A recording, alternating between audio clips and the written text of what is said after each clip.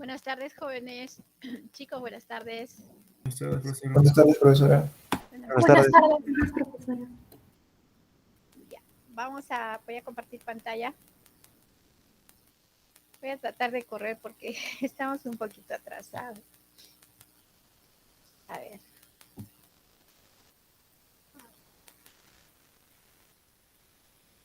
Ya, estoy compartiendo pantalla con ustedes. ¿Me confirman que se está visualizando? Sí, confirmen, por favor. Sí. Excelente. Sí se visualiza, profe. Muchas gracias, hijo. Ya, en la clase pasada nos quedamos viendo pues la cultura, ya habíamos visto esto. A ver, para hacer un recuerdito, habíamos dicho pues que las culturas de la antigüedad, ¿no? La antigüedad es desde que se descubre la escritura, más o menos en el año 4000 antes de Cristo, hasta 476, que es el año en que cae el Imperio Romano de Occidente, ¿no es cierto? Entonces, esa etapa es donde se han dado pues las culturas de la antigüedad, que le llamamos las culturas de la antigüedad. Y esas culturas de la antigüedad antes habían sido pues centros urbanos o asentamientos humanos, ¿no? Asentamientos humanos, y antes de ello se habían formado las aldeas. En el tiempo de la revolución del Neolítico, ahí va a haber el tema de la aparición del Estado, la estratificación social. ¿Por qué? Porque hay excedentes de producción, como hay agricultura, hay ganadería, hay comercio. Entonces hay excedentes de producción. Entonces va a haber personas que se van a apropiar de este excedente de producción y ellos van a generar diferencias, ¿no es cierto?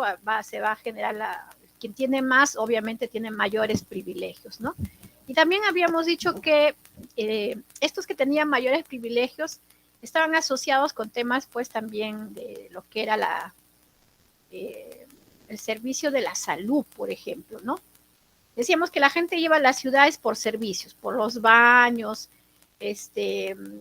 por el tema de la salud también iba, y en ese tiempo se decía que las enfermedades tenían que ver con espíritus malignos que se posesionaban del cuerpo. Entonces los sacerdotes tenían la posibilidad de sacar estos seres malignos del cuerpo, ¿no es cierto? Entonces es así como los sacerdotes van a ir posicionándose. Por eso cuando hablamos de las culturas de la antigüedad, todas las culturas de la antigüedad tienen que ver con una característica que es que son teocráticas y politeístas, ¿no es cierto? Teocráticas, que el poder viene de Dios, ¿no? El poder viene de Dios. Entonces, la mayor parte de estas culturas de la antigüedad tienen como antecedente un centro de desarrollo en el tiempo del Neolítico, ¿no? Ese mapita lo hemos visto cuando hemos visto el Neolítico, y ahí en el Neolítico pues lo que está de verde son los puntos de desarrollo agrícola, ¿no es cierto?, en el Neolítico, y que coinciden con los mismos puntos de desarrollo de las culturas de la antigüedad, ¿de acuerdo? Y acá está la famosa, pues, media luna, ¿no? La media luna fértil, que es este territorio que está al norte de la península arábiga, agarra parte de lo que es Egipto y parte de toda esta zona que se le llama, pues, el cercano oriente, que dicho sea de paso, hasta el día de hoy es una zona con constantes conflictos, ¿no? Con constantes conflictos por el tema de posicionamiento, por el tema de recursos, por el tema de religión también, ¿no?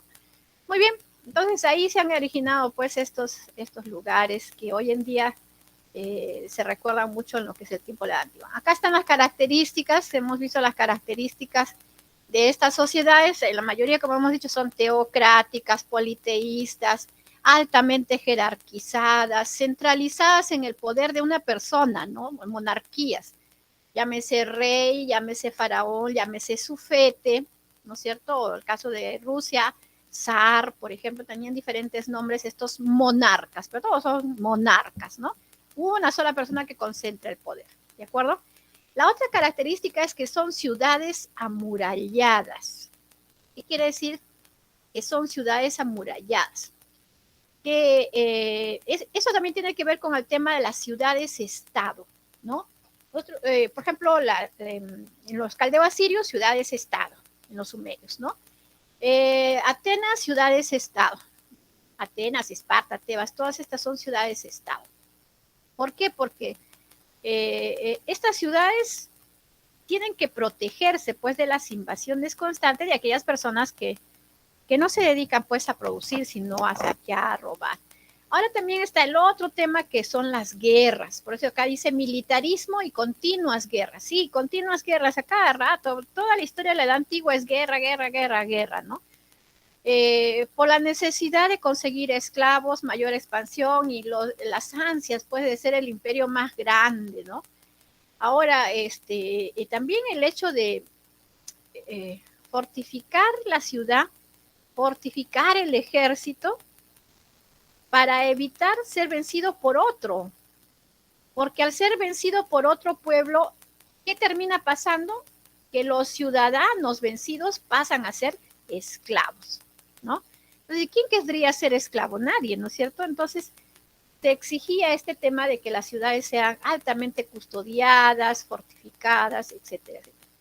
Ahora son tiempos de esclavismo, división del trabajo, sistema de impuestos, ¿no es cierto? Desarrollo de lo que es el sistema jurídico, porque como hay propiedad privada, hay que asegurar la propiedad privada, ¿no es cierto? Por eso se crean las leyes para asegurar la propiedad privada, ¿no? Ese es el principal fundamento de la ley, asegurar la propiedad privada. Muy bien, todo eso lo hemos visto. Y acá en este mapita está pues el mapa de las principales civilizaciones o culturas antiguas, ¿no? Y acá divide, dice, civilizaciones orientales y civilizaciones occidentales. La mayor parte son orientales, solamente tenemos dos aquí en este mapa que son occidentales, que sería Roma y Grecia, ¿no? Occidentales, Roma y Grecia. Todo el resto son orientales. Y dentro de las orientales hay un grupo, pues, que son las del lejano oriente, las que están más alejadas, ¿no? El lejano oriente sería China y sería India. Y el cercano oriente o oriente próximo, también se le dice, ¿no? Cercano oriente, próximo oriente, son las que están pues en esa media luna fértil que les decía, ¿no? Que es la parte de lo que ocupa Egipto y todo lo que está al norte de la península arábiga, ¿no? Y que llega inclusive hasta el río Indo, por acá está el río Indo, y esa entre el Tigris y el Indo está pues los persas, ¿no es cierto? Por eso que también cuando hablamos de que esas civilizaciones tienen que ver con ríos, ¿no? Roma, río Tíber, ¿no es cierto? Egipto, el río Nilo, Caldeo Asiria, el río Tigris y Éufrates, los persas, el río Tigris y el Indo, la civilización india, el Indo y el Ganges.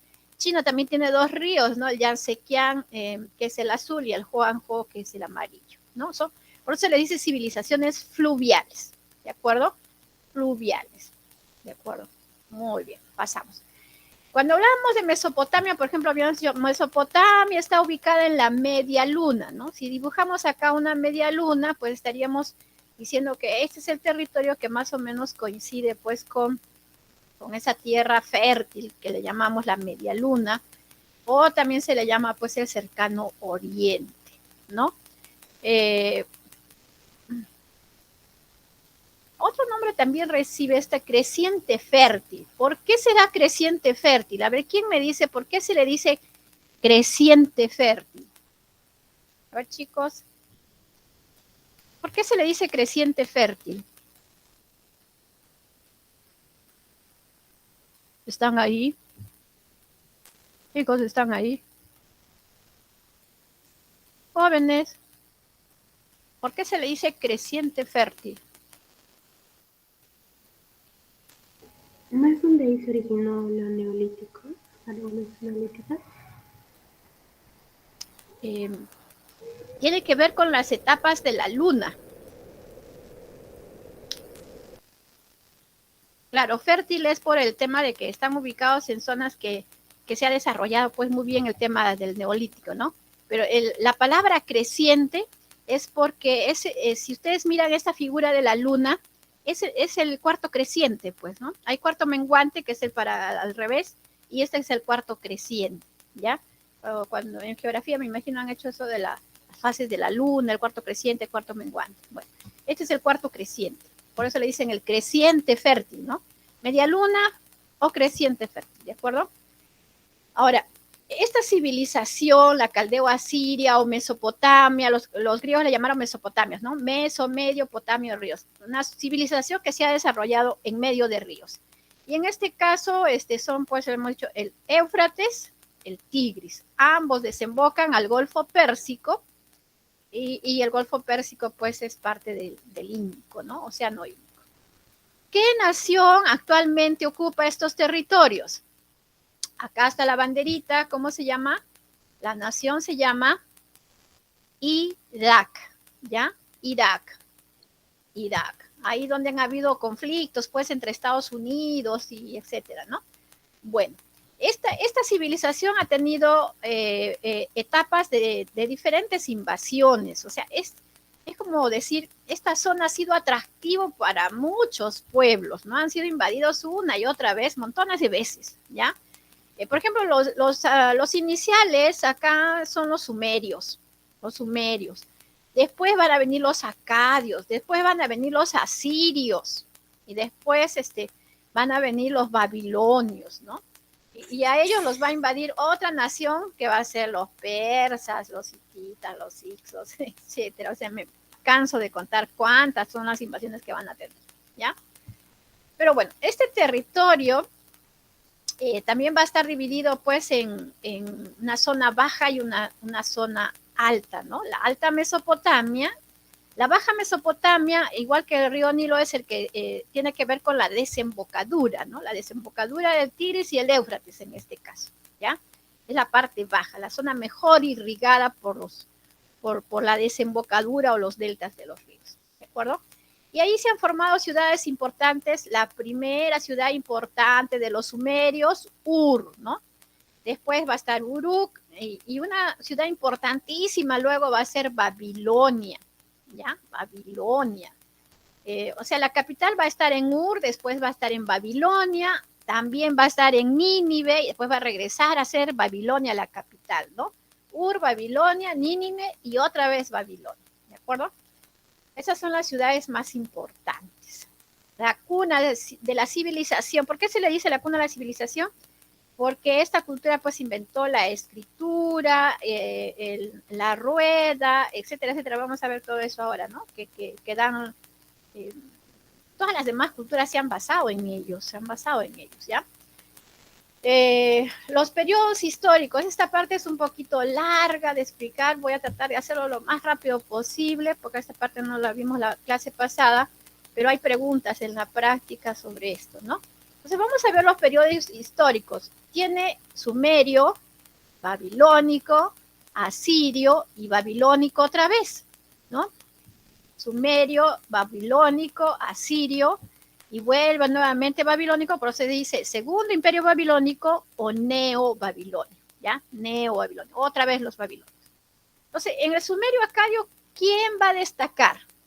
Va a destacar el rey Sargón I, ¿ya? El rey Sargón I, que va a invadir a los asirios, perdón, a los sumerios, y va a cambiar la capital, va a pasar a Akkad. Pero eso va a ser temporal, ¿no? Mientras están ahí los acadios presentes.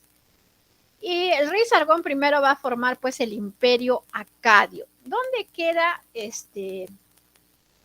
dónde está el pueblo acadio? Acá lo vamos a ver, o la capital, la nueva capital. La nueva capital acadia va a estar, está acá, ya. Si ustedes ven en este mapa, ahí está el río Éufrates, el Tigris, y hay una parte donde los dos ríos se juntan un poquito, ¿no? Que es acá en esta zona. Acá como que hay un estrechamiento, ¿no? Ahí va a estar la ciudad de Akkad, ¿ya? Ahí está la ciudad de Akkad. ¿Listo? Ahora, el primer imperio babilónico.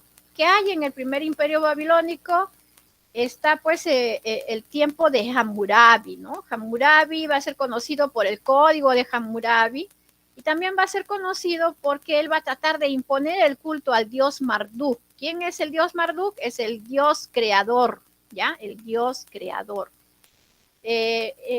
También está, jóvenes, luego el imperio asirio Y en el imperio asirio, Asurbanipal. ¿Ya? No se olviden de eso. Asirio, Asurbanipal. El rey Asurbanipal va a ser el que va a conseguir la mayor expansión territorial de esta civilización. Por eso nosotros vemos aquí en el mapa la parte amarilla es la mayor expansión, ¿no es cierto? Eso se va a lograr con Asurbanipal. Este rey Asurbanipal también va a ser conocido porque él va a mandar a construir la biblioteca, la primera biblioteca, ¿no? ¿Y qué se van a guardar ahí? Los escritos, pues, en cuneiforme, en tablillas de barro, ¿de acuerdo? ¿Y dónde? En Nínive, la capital nueva del imperio, ahora va a ser Nínive, ¿de acuerdo? Nínive. Y luego viene el segundo imperio babilónico, ¿no? Ahí va a estar la figura de Nabucodonosor II. Nabucodonosor II es un fiel seguidor, pues, de la diosa Istar, ¿ya? La diosa Istar es la diosa de la belleza, de la fecundidad, la diosa del amor, ¿de acuerdo? Entonces, para Nabucodonosor II es importante que la ciudad de Babilonia sea la más bella, la más importante, ¿no? Entonces va a ordenar algunas construcciones ahí para que sea la ciudad más bella, ¿de acuerdo? Una de ellas es la puerta de Istar, ¿ya? Ahí en este grafiquito vemos esto de color celeste es la puerta de Istar.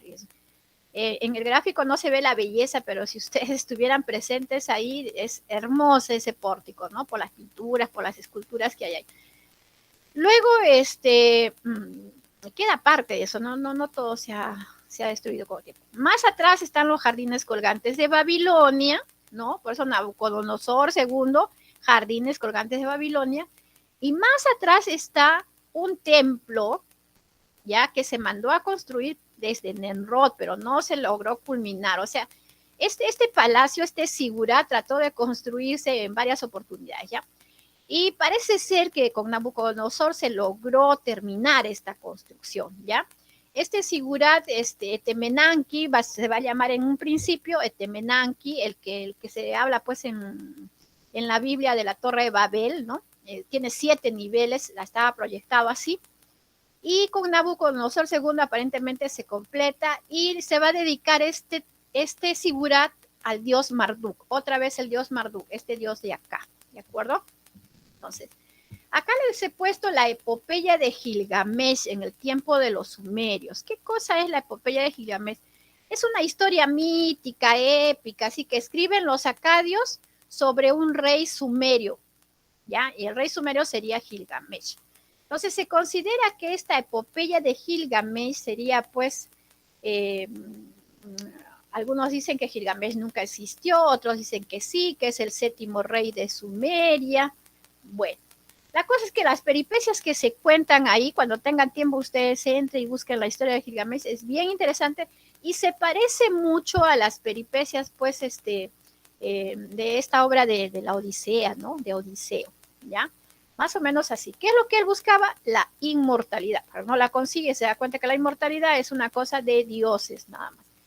La epopeya de Gilgamesh es considerada pues una de las... Está escrito, porque es una obra escrita, es un escrito. Por eso sabemos, porque está... los detalles de esta epopeya las sabemos al dedo, porque esto está escrito, ¿de acuerdo? Entonces sería pues la primera obra literaria de la humanidad, por decirlo así, ¿ya? ¿Qué más? Aportes de la cultura mesopotámica está sin lugar a dudas pues la escritura, ¿no? Los sumerios también nos enseñaron a que hay que formar ciudades-estado para administrarlas mejor, de que hay que hacer represas para evitar las inundaciones de los ríos y también para guardar agua, hay que hacer canales de riego, etcétera. Pero lo más importante es la escritura cuneiforme, ¿ya? Porque la escritura cuneiforme es la primera y es la que va a dar base pues a otros tipos de escritura después, ¿no es cierto? Y con la escritura se puede dejar constancia de muchas cosas, ¿no? Gracias a la escritura tenemos mayores detalles de historia, de situaciones, etcétera, etcétera. Ahora, esta escritura cuneiforme se descifró gracias a qué? Gracias a una roca que mandó a esculpir Darío I de Persia en una localidad que se llama Behistun, por eso se llama la roca de Behistun, ¿ya? ¿En dónde queda? En Irán, ¿de acuerdo? Es un sitio es turístico, hoy en día puedes ir y puedes mirar y sacarte una foto y todo. Bueno, ¿quién lo encontró? Lo encontró el arqueólogo inglés Henry Rawlinson, ¿no? Y más o menos como la piedra de Rosetta, ¿ya? En el caso de los egipcios, la piedra de Rosetta, en este caso la roca de Behistun, tiene 3 tipos de escritura. La escritura en el persa antiguo, en el elamita y babilonio. Entonces, con esos 3 tipos de escritura le fue fácil a Henry poder descifrar la escritura cuneiforme, ¿no? Y enterarnos de todo lo que los sumerios, acadios, babilonios nos han dejado, ¿de acuerdo? ¿Qué más vamos a recordar acá? El código de Hammurabi, jóvenes, se considera pues que es el primer código de la humanidad, pero también hay otro código que es el código de Urnammu, ¿ya? También de los sumerios, o mejor dicho, mesopotámicos en el caso de los sumerios. Urnammu, Ur es la ciudad de los sumerios, ¿no es cierto? Y pero bueno, se tiene como general que el primer código es el de Hammurabi. Bueno, hasta que no se aclare bien eso, seguimos diciendo Hammurabi, ¿ya? Hay 282 leyes sabias y severas, ¿ya? Que son más conocidas más o menos como la ley del talión. No es que la ley del talión sea una de las leyes, no. Son las 282 leyes sabias y severas, están inspiradas en la ley del talión. ¿Qué cosa es la ley del talión? Es una sola, ojo por ojo, diente por diente. Esa es la ley del talión. Es una sola, ojo por ojo, diente por diente. ¿De acuerdo? Dice que Hammurabi se fue a un cerro durante 40 días, estuvo conversando con el dios Shamash. Este es el dios Shamash, es una estatuilla que se ha encontrado, que es el dios del sol, pues por eso les pongo el solcito atrás, ¿ya? El dios Shamash. Y que le dictó pues todas esas 282 leyes, ¿no? Más o menos como la historia de Moisés con el decálogo que trajo, ¿no? Bueno, son historias comunes. Es que estos han sido pueblos que por ejemplo, los hebreos han sido esclavos de varias naciones, ¿no? Los hebreos han sido muy sumisos, todo el mundo les ganaba y todo el mundo los tenía como esclavos, ¿no? Bueno, sumisión. Es que ellos no iban por la guerra, pues no estaban a favor de la guerra. Los neobabilónicos nos han dejado, obviamente, los jardines colgantes de Babilonia, idealmente, porque no conocemos ningún jardín colgante de Babilonia. Dicho sea de paso, nos vamos a ir al final, ¿ya? Al final, miren acá. Acá les he hecho un cuadrito de las 7 maravillas del mundo antiguo y las 7 maravillas del mundo moderno, ¿sí? Sí se está viendo, ¿no, chicos? Hay un micro ahí que está prendido, por favor. Las 7 maravillas del mundo antiguo, la única que queda en pie es la de Egipto, ¿no? La gran pirámide de Giza. Después las demás han sido reconstruidas, algunas y otras no se ha logrado reconstruir. Por ejemplo, el Coloso de Rodas no se ha reconstruido, la estatua de Zeus, los jardines colgantes de Babilonia ya casi no existe nada de ello, ¿no? Pero sabemos que existió por los escritos y por los dibujos que han hecho. Y estas son las 7 maravillas del mundo moderno y uno diría, pero la muralla china es de la edad antigua, sí, es de la edad antigua. El Taj Mahal de la India también es de la edad antigua, sí, claro, por supuesto. Y el Coliseo Romano de Italia también es de la edad antigua, sí. Lo que pasa es que hace muchos años se hizo pues las 7 maravillas y salieron estas, ¿no? Pero estas no eran tan conocidas y recién se han hecho con el Machu Picchu, por ejemplo, 1911 recién se hace conocida. No, se descubre, no se hace conocida, se hace conocida hace unos 40, 30 años más o menos. No era muy conocida, ¿no? Entonces hubo la necesidad de hacer 7 maravillas nuevas más. Bueno, y estas sí son visitables porque todas existen, están ahí, ¿no es cierto? Son palpables, ¿de acuerdo? Regresamos a donde estábamos. Por aquí. Ya. Entonces los jardines colgantes de Babilonia, aunque no existen físicamente ya, ¿no? Los otros aportes importantes de Mesopotamia, jóvenes, son en cuanto a la astronomía y la astrología. Se cree que ellos son, pues, creadores de estas dos ciencias, ¿no? Aunque la astrología no se considera una ciencia, sino una disciplina, pero la astronomía sí es una ciencia. Es que como ellos construyeron sigurats, esos sigurats que eran pues tan altos y en la última parte del sigurat construían pues sus observatorios, ¿no? Entonces tenían métodos, técnicas para observar los astros, además de que manejaban la matemática, ¿no es cierto? Dividieron el tiempo, miren, 24 horas el día, la hora 60 minutos, el minuto 60, tal como manejamos hoy en día la división del tiempo, eso se lo debemos a ellos, ¿no? Determinaron y explicaron los eclipses de sol, de luna, distinguieron los planetas de las estrellas, ¿no es cierto? Todo eso también lo hicieron los caldeo-asirios.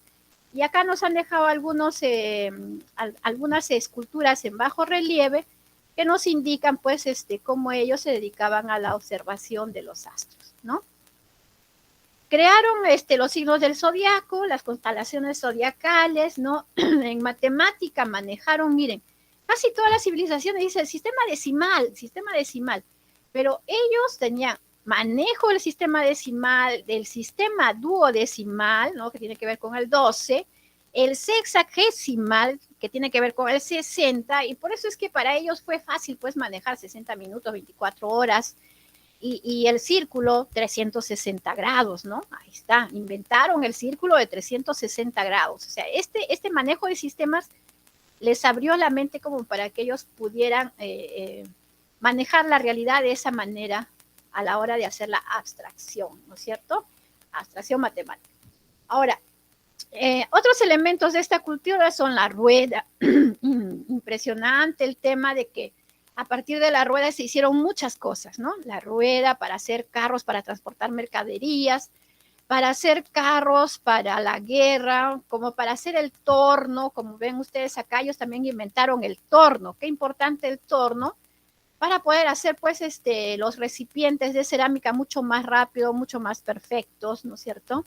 Fue importante. También la rueda lo utilizaron para hacer molinos, ¿no?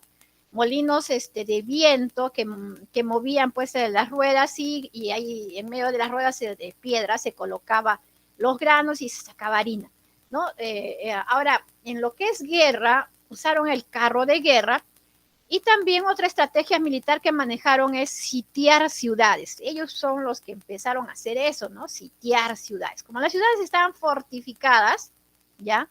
Se atacaba la ciudad, no se podía entrar porque estaban fortificadas, pero los guerreros estaban afuera esperando, ¿no? Y en algún momento la ciudad tenía que rendirse. ¿Por qué? Porque ya no había pues suministros, ¿no es cierto? Ya no podían conseguir alimentos y podían pasar meses, ¿ah? Estas ciudades se sitiaban por meses hasta lograr la rendición, ¿no? Ahí en las guerras púnicas, por ejemplo, hay un pueblo que se llama Sagunto, en España, que no se va a rendir. Y ellos deciden, toda la población de Sagunto, suicidarse, ¿ya? Todos toman veneno con tal de no entregarle la ciudad a los cartagineses, por ejemplo, ¿no? Bueno, no quiero contar muchas cosas porque se me va el tiempo. Ya, está la irrigación artificial, el bote, la vela, la moneda, el arado, ¿no? Qué importante el arado, la irrigación artificial. No hubiera sido posible los jardines colgantes de Babilonia sin estas técnicas, ¿no?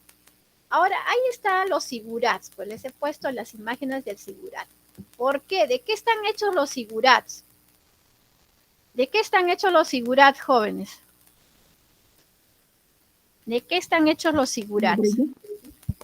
Así es, el ladrillo, ¿no? El ladrillo que nosotros conocemos aquí en Tacna, hay muchas casas que se construyen con ladrillo. Una cosa es bloqueta, otra cosa es quincón y otra cosa es ladrillo, ¿no?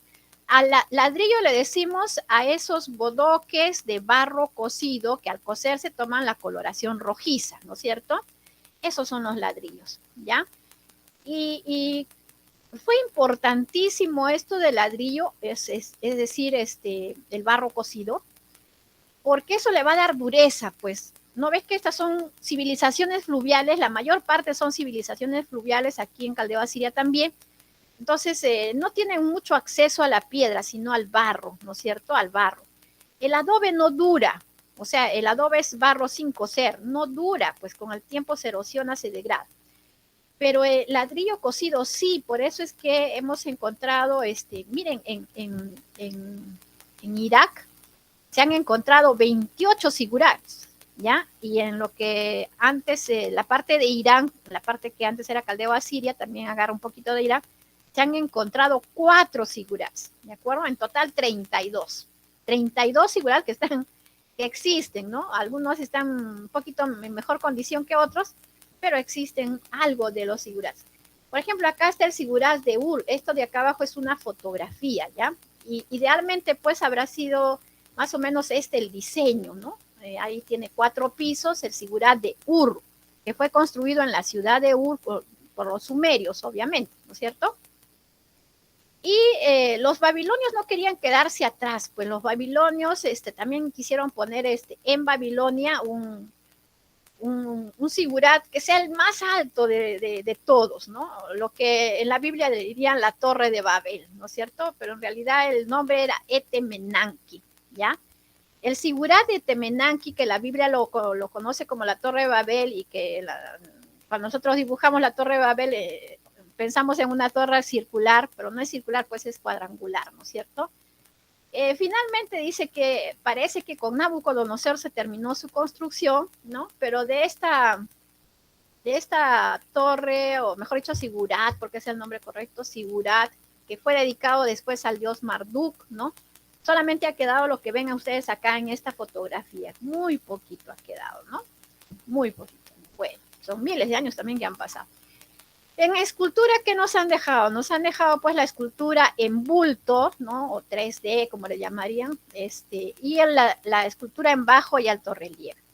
Y acá está pues el dios de Marduk también, ahí el dios Marduk, que es el dios creador, ¿no? En bajo relieve, las paredes también de los templos estaban así con este bajo relieve. Y acá está esta figura muy llamativa, ¿no? Que los persas después se copiaron también, que es el Lanmasu, ¿ya? El Lanmasu es algo así como un ángel. Son espíritus protectores, espíritus guardianes que cuidan a los seres humanos, ¿no? El Lanmasu. Y ya nosotros lo conocemos como los toros alados porque tienen cuerpo de toro, cabeza de humano y con alas, ¿no? Ese sería pues lo más antiguo de lo que hoy en día le llamamos ángeles, pues, ¿no? Algo así, ¿de acuerdo? Acá está el estandarte real de Ur. El estandarte real de Ur tiene 2 caras. Una cara de la guerra, como pueden ver ustedes son mosaicos incrustados en madera. Es como un cajón de madera, ¿no? ¿Cuál era el uso? No se sabe. Quizás era solamente una cuestión decorativa. No sabemos para qué realmente servía, ¿no? Y el otro lado es la cara de la paz, donde se ve pues escenas de ganadería, ¿no? De comercio, de trabajo de hilado, por ejemplo. Bueno, es el tiempo de paz, tiempos de guerra. El estandarte real de Ur. Hecho por los sumerios. Pues si dice Ur, es por los sumerios, ¿no? Vamos a ver ahora lo que es el mundo egipcio. El mundo egipcio también se desarrolla en un territorio fluvial, es decir, con un río. ¿Cómo se llama el río? Nilo. Y según Heródoto, el Nilo es el don de los egipcios, ¿no? El don de los egipcios. ¿Qué hubiera sido de los egipcios si no hubiera existido el Nilo? Pues, ¿qué hubiera sido esto terrible, ¿no? Porque toda esta zona es puro desierto, ¿de acuerdo? Ahora, el Nilo no solamente sirvió para tener agua para las cosechas, sino también el río Nilo. Imagínense, pues, el Amazonas acá en el Perú, ¿no?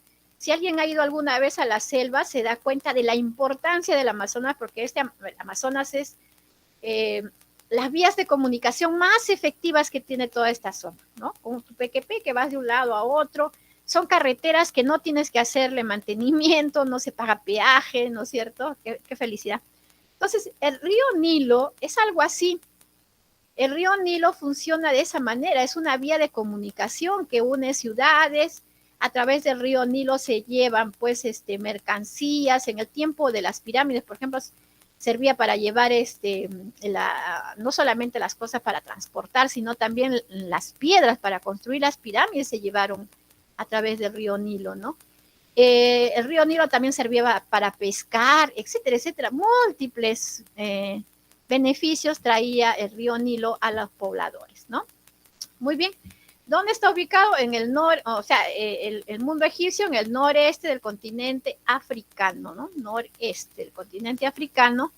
Y ahí ven ustedes al ladito está pues el Mar Rojo, ¿no? Que separa África de Asia. Y acá está una puntita que es la península del Sinaí, ¿ya? No se olviden, esta es la península del Sinaí. Y esta es la zona de tránsito, pues, para todas las invasiones que vinieron de aquí, ¿no? De los hicsos, de los hititas, de los persas. Entonces, Egipto era constantemente asediado por diferentes grupos. Y acá era, pues, antes la capital, ¿no es cierto? Acá en Memphis, ¿no? Esta era la capital. Inicialmente, Egipto tenía su capital en Memphis, ¿ya? Y después los egipcios van a cambiar su capital a Tebas, porque dicen, no, a cada rato acá los agarran, mejor van a cambiar a Tebas. Y se van y ponen la capital en Tebas, ¿no? Por eso que en el primer tiempo van a construir aquí las pirámides y en el segundo tiempo van a construir en esta parte de acá arriba ya no pirámides, sino templos, ¿no? Karnak, Luxor van a estar ubicados en esta parte, en la parte alta de Egipto, ¿ya? Acá les he puesto, jóvenes, les he puesto el tema de, cuando tengan tiempo lo revisan bien, así les voy a decir a grosso modo de qué se trata. Se trata de la estrella Sirio, ¿ya? ¿La estrella Sirio existe? Sí, existe, hasta el día de hoy existe la estrella Sirio y sería la diosa Sotis, pues la representante de esta estrella, ¿no es cierto? Dentro de la mitología egipcia, por eso tiene una estrellita en la cabeza esta diosa, ¿no? La diosa Sotis, ¿ya? Y ¿qué pasa cuando se produce el orto helíaco de Sirio, que es cuando se conjugan, pues, el sol con la aparición de esta estrella, de tal manera que el sol opaca a la estrella, ¿no? Y viene un periodo de invisibilidad de esta estrella Sirio.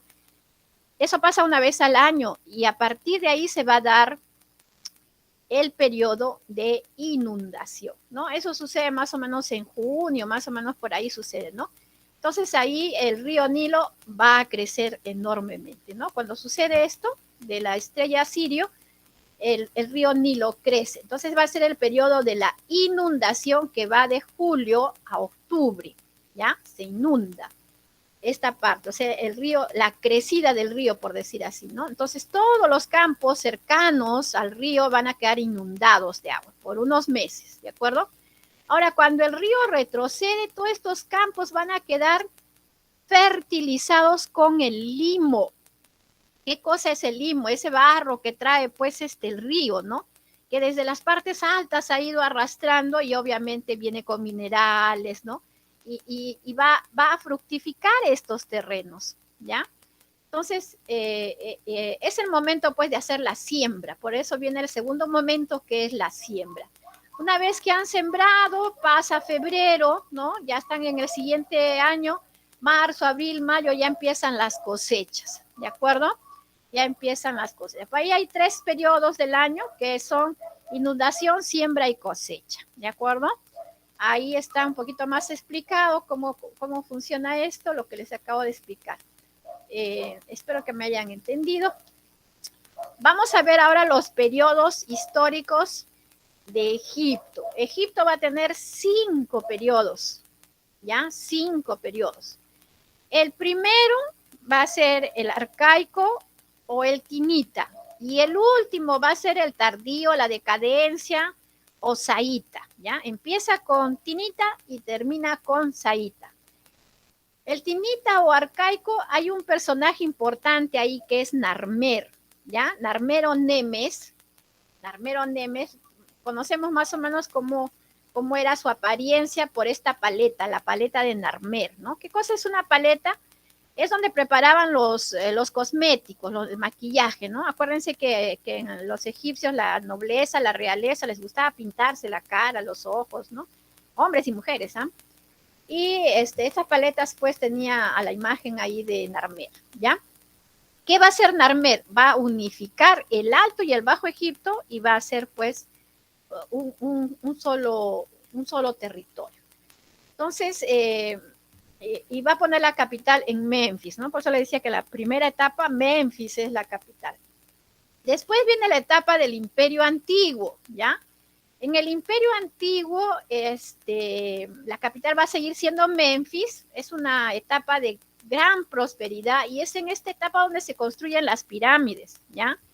Inicialmente no son pirámides como las pirámides perfectas, antes se empiezan pues con mastabas, ¿no? Después con pirámides escalonadas, como la de Saqqara, ¿no? Ahí está el faraón Sócer que manda a construir las pirámides de Saqqara, ¿no? Las pirámides de Saqqara son unas pirámides escalonadas, ¿de acuerdo?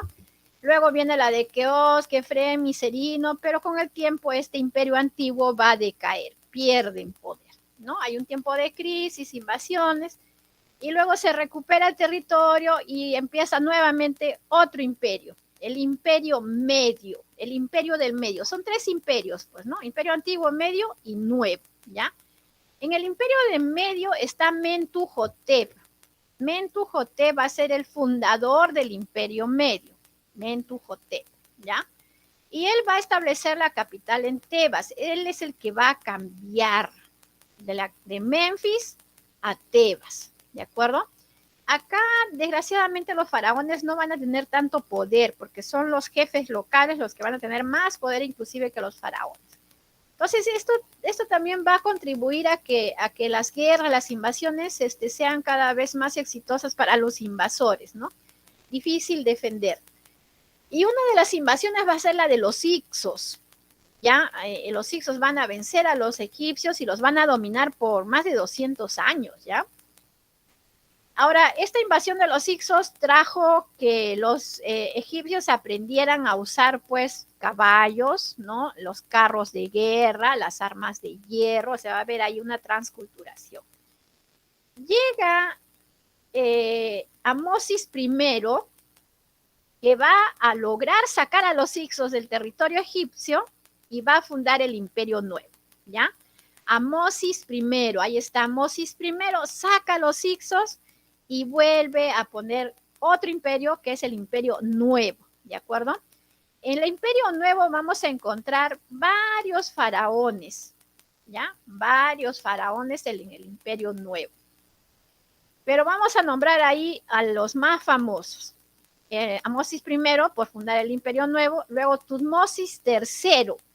¿Por qué Tutmosis III? Porque Tutmosis III, jóvenes, va a ser el que va a lograr la mayor expansión del imperio egipcio. O sea, si la pregunta te dijera, ¿con qué faraón Egipto logra su mayor expansión? ¿Con qué faraón? Tú respondes Tutmosis III, ¿ya? Tutmosis III. Tutmosis, algo así como tumor, Tutmosis, ¿no? Tutmosis III. Luego está otro faraón importante que es Amenofis IV. Amenofis IV, acá lo tenemos, acá está con su esposa Nefertiti, se va a cambiar de nombre y se va a hacer llamar Akenatón, ¿ya? Amenofis IV o Akenatón. ¿Por qué se va a cambiar de nombre? Porque él va a imponer el monoteísmo, ¿ya? El monoteísmo, o sea, los hebreos no fueron los primeros en imponer el monoteísmo. Akenatón impuso el monoteísmo, aunque no duró mucho, pero lo impuso, ¿no? Duró el tiempo que él gobernó, ¿ya? El tiempo que él gobernó. ¿A qué dios? Al dios Atón, por eso él se llamaba Kenatón, pues se cambió de nombre Kenatón por el dios Atón, ¿de acuerdo? ¿Y quién era Atón? El dios Sol, ¿ya? El dios Sol. Ahora, en Egipto, el dios Sol ha tomado varios nombres, ¿no? Amón, Ra, Atón. Después se han juntado Amón y Ra y es Amón Ra. Bueno, son cuestiones religiosas, ¿no? Después de Akenatón va a entrar al poder su hijo Tutankamón, que no se llamaba Tutankamón, sino tenía otro nombre, ahorita no me acuerdo, pero él entra a los 9 años, ¿ya? Por eso le dice el faraón niño.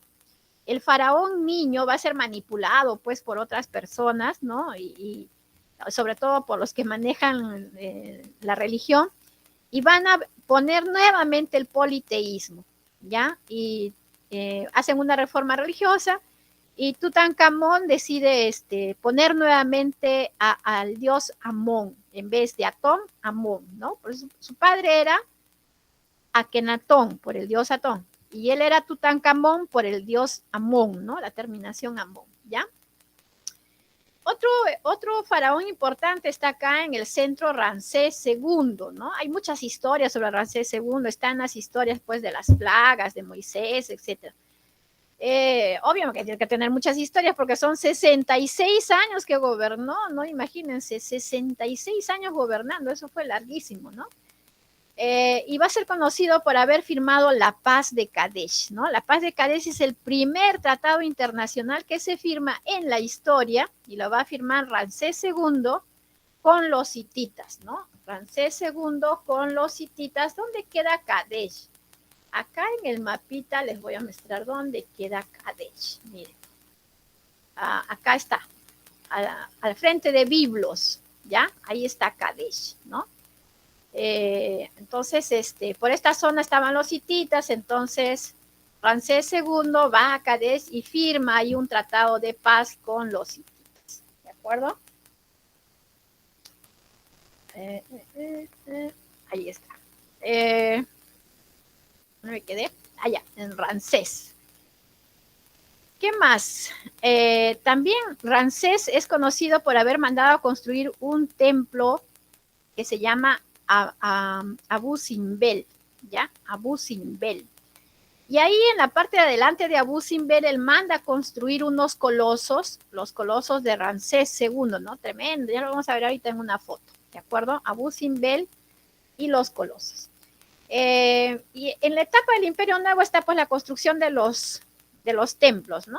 Se construyen varios templos, el Abu Simbel, el Luxor, el Karnak, el que manda a hacer Hatshepsut o Hatshepsut, como le dicen, ¿no? Ahí está Hatshepsut, también le dicen unos, bueno. Ella es una de las primeras gobernantes mujeres de Egipto, ¿no? O sea, Cleopatra no fue la única, Hatshepsut también lo hizo. Dicen que ella cuando asume el trono lo hace disfrazada de hombre, ¿no? O sea, todo el mundo creía que era hombre, pero después ya se dan cuenta que era mujer. Bueno, pero la cosa es que se queda gobernando mucho tiempo también, y lo hace bastante bien, ¿Qué más? Bueno, el Imperio Nuevo llega pues a su fin, todo tiene su final, nada dura para siempre, ¿no es cierto?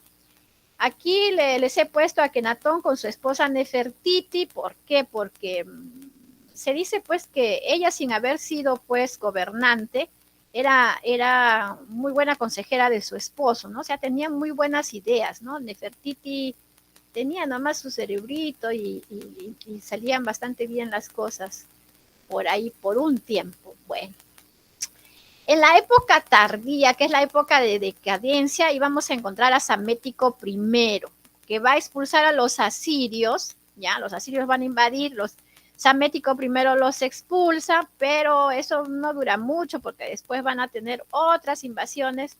Vienen los persas, ¿no? Con Cambises II y vencen a los egipcios. Después van a venir los griegos, los macedonios con Alejandro Magno. También van a convertir a Egipto en una provincia. O sea, cada una de estas conquistas, ¿no? Los persas, provincia. Provincia griega, provincia romana, ¿no? Octavio, por ejemplo, Octavio va a estar en el tiempo del triunvirato, uno de los triunviratos de Roma, junto con Marco Antonio, después de que matan a Julio César, ¿no? Julio César, pues, era el amante de Cleopatra, y a la muerte de Julio César, Cleopatra se queda con Marco Antonio y llegan a contraer, pues, matrimonio, inclusive. Bueno, la cosa es que Octavio, celoso de Marco Antonio, no celoso por Cleopatra, sino celoso por el poder, se enfrenta a Marco Antonio, lo vence, ¿no? Y Marco Antonio y Cleopatra deciden suicidarse para no caer en manos de Octavio, deciden suicidarse y ahí termina la historia de Egipto, ¿no? ¿Qué nos ha dejado Egipto? Nos ha dejado, obviamente, para las construcciones colosales que tienen, matemática, ¿no? Aritmética, geometría, trigonometría básica, la trigonometría, pues, para la construcción de todas estas cosas que vamos a ver. Y eso lo sabemos porque han dejado papiros, ¿no? Los papiros en un papel, la base del papiro que crece en el río Nilo, ¿no? está el papiro Rin o Ames y el papiro de Moscú, ¿no? Ahí les he puesto una fotito de cómo, bueno, de Moscú lo que ha quedado, ¿no? Pues no está completo, pero bueno, ahí está. Y el de Rin sí está, ¿no? Sí está completo. Conocieron la numeración decimal y medidas, pues, de longitud, de masa, eso ya lo hemos visto, ¿no? El calendario de 365 días, los egipcios nos dejan el calendario de 365 días, tal como lo conocemos al día de hoy, ¿no? 365 días. ¿Cómo salían esos 365 días? 12 meses de 30 días son 360, más 5 días de fiesta, que eran dedicados pues a los dioses Osiris, Horus, Set, Isis y Neptis, ¿no? Los dioses epagómenos, ¿de acuerdo? En agradecimiento, esto se hacía después de la cosecha, ¿no? En agradecimiento por una buena cosecha, ¿no? Está el reloj de sol, de sombra, los mapas celestes, los eclipses, el movimiento de los planetas. Hemos dicho que los egipcios tenían poder porque manejaban el conocimiento astronómico, ¿no? Lograban sorprender a la gente en un eclipse solar, en un eclipse lunar. Decían, miren cómo Dios me hace caso, los va a castigar, Padre, castígalos, y el sol se retiraba y todo el mundo entraba en desesperación, ¿no es cierto? También podía predecir pues la crecida del río Nilo, porque con lo que les he explicado de saber que en el momento que ocurre el orto helíaco de Sirio, va a ocurrir la crecida del río Nilo, entonces podían predecir las inundaciones del Nilo. Y todo eso servía pues para tener poder, ¿no? Para tener poder sobre los demás que ignoraban un montón de cosas y miraban, oh, sí, pues los dioses le hacen caso, debe ser hijo de Dios, ciertamente. Acá les he puesto una relación de dioses. Los egipcios tienen un montón de dioses jóvenes, ¿ya? Acá les he puesto los más conocidos.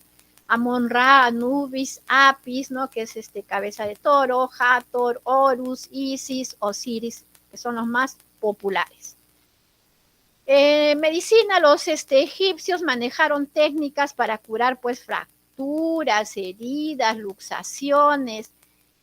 Ellos tuvieron un muy buen adelanto en lo que es anatomía, ¿no? ¿Gracias a qué? Gracias a que hacían pues las momias, ¿no? Hacían momias. Los faraones, en la creencia del más allá, pues querían llevar su cuerpo lo mejor conservado posible. Acá tenemos a Ramsés, acá está Ramsés, ya bien viejito, se murió, está todo canoso, ahí están sus canitas.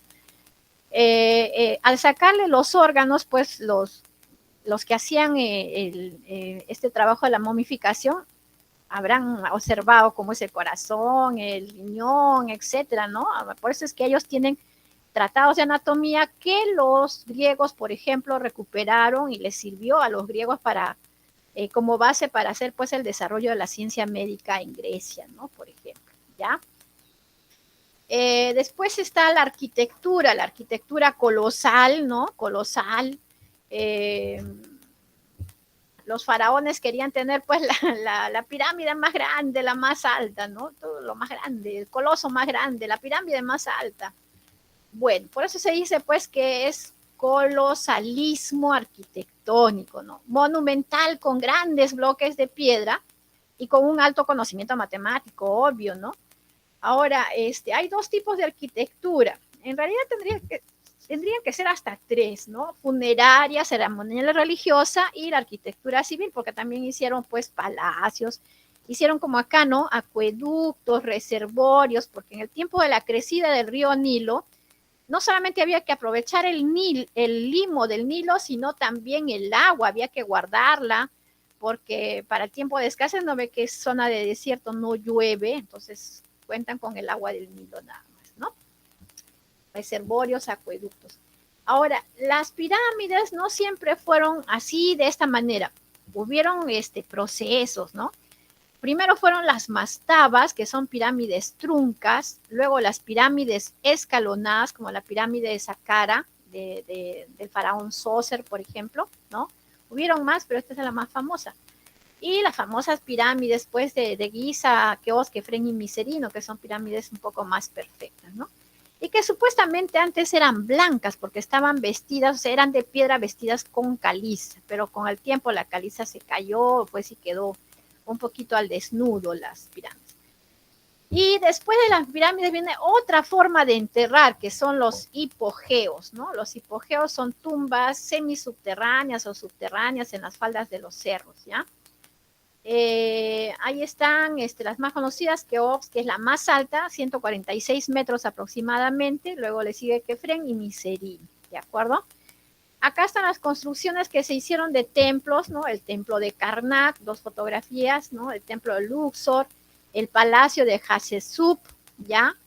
El templo de Abu Simbel, donde también están los colosos de Ramsés, ¿no?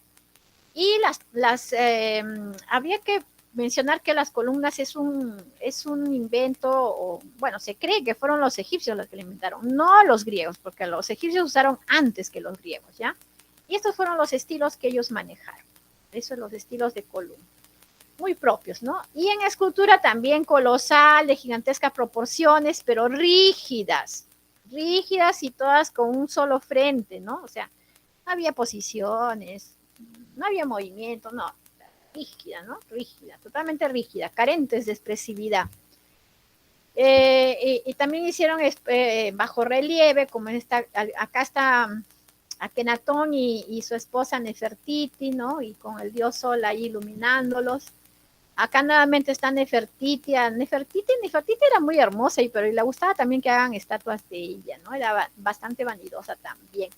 El coloso de Amenemhat, ¿no? Los colosos de Ramsés II en el Abu Simbel.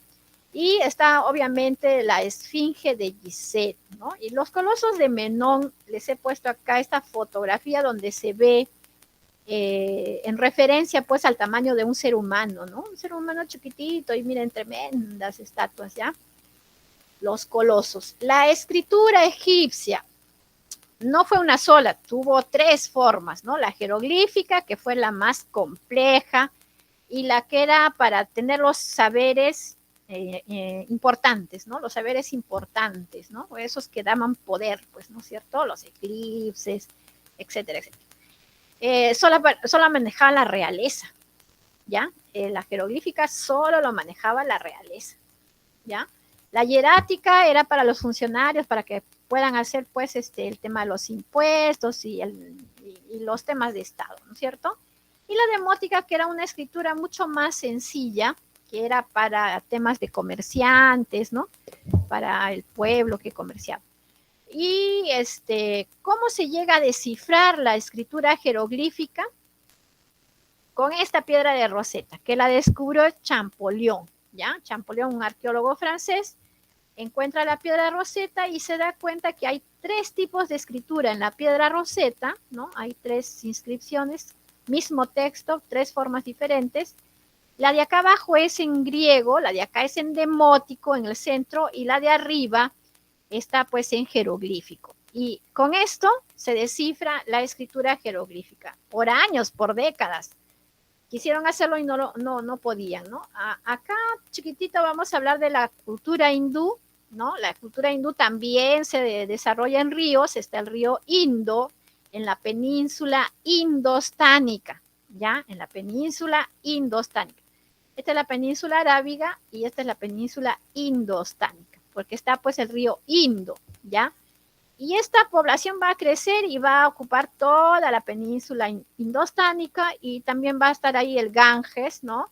Van a ocupar la zona del Ganges, y el Ganges es el río sagrado pues de los hindúes, ¿no? ¿Qué país está? India, pues. ¿Qué vamos a recordar de ellos? Básicamente los números arábigos, ¿ya? El 1, 2, 3, 4, de ellos vienen, ¿ya? El concepto del cero también. No estoy diciendo el cero, sino el concepto del cero, ¿de acuerdo? Y está la relación entre la circunferencia y el número pi, también lo trabajan ellos, entonces es interesante su planteamiento matemático. Y en medicina va a estar picaduras de serpiente, tienen muchas serpientes, van a curar con hierbas eso. Pero esto es lo más importante, los hindúes supieron hacer cirugías y suturas intestinales con un alto nivel de efectividad, ¿ya?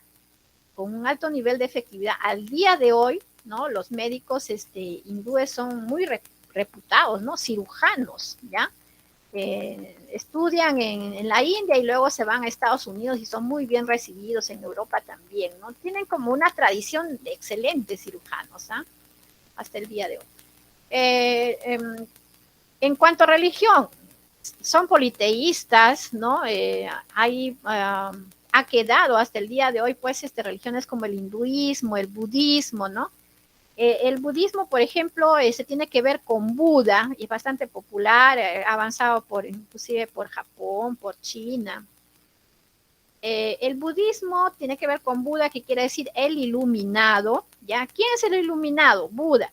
¿Quién es Buda? Siddhartha Gautama, que era un joven noble, de mucho dinero, pero que un día dice, paseando por los jardines, una luz muy fuerte lo ilumina y él se da cuenta de que con esa luz, él dice, comienza a ver la verdad de todo, dice, ¿no? Y dice que no es importante los bienes materiales, sino la práctica del bien, la práctica de la caridad, del amor, la virtud, ¿no? Entonces, dentro de ello, él abandona sus posesiones, deja todo y decide vivir pues en pobreza y practicando eso que ha aprendido y difundiendo, ¿no? Imagínense, llega a ser una persona tan importante, fundador del budismo en el mundo, ¿no? En arquitectura, pues muchos palacios hermosos, ¿no? Con este tipo de arquitectura. En este caso, por ejemplo, el Taj Mahal es un mausoleo, ¿no? Un mausoleo que construye un soberano para guardar ahí los restos mortales de su esposa, ¿no? De su esposa, el Taj Mahal, una de las 7 maravillas del mundo moderno, ¿ya? Junto con Machu Picchu. China, ¿dónde se ubicó? En el Asia, en el lejano oriente, inicialmente en el territorio bañado por el río Huanghe o amarillo, y después se va a expandir por lo que es el río azul o Yangtze-Kiang, ¿de acuerdo? De los chinos, hubieron muchas dinastías, ¿no es cierto? Los que han visto películas sobre los guerreros de terracota, por ejemplo, ahí se ve un poco esto de las dinastías.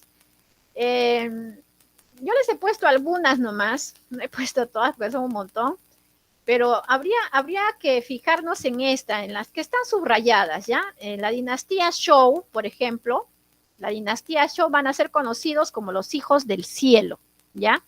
A veces lo van a encontrar con Zhou, con C, pero no, lo correcto es Zhou con Z, ¿ya?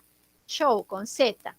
Y en esta dinastía es donde se va a desarrollar, pues, el pensamiento de Confucio, ¿ya? Confucio.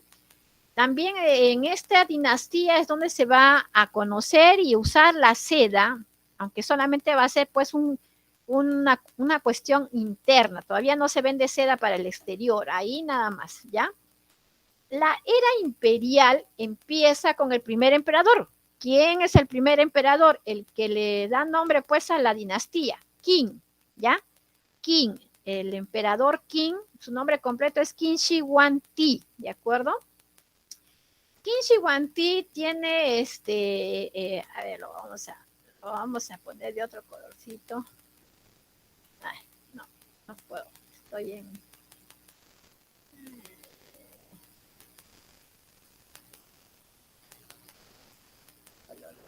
Vamos a poner en rojito, ¿ya? Ya. Eso es lo que hace Qin Shi Huangdi. Unifica las regiones, unifica las costumbres de toda China y le da esa fuerte impresión del tradicionalismo. Ya saben ustedes que los chinos son muy tradicionalistas, ¿no? Un poco para guardar esto del nacionalismo, de la lucha por su tierra, etcétera, ¿ya?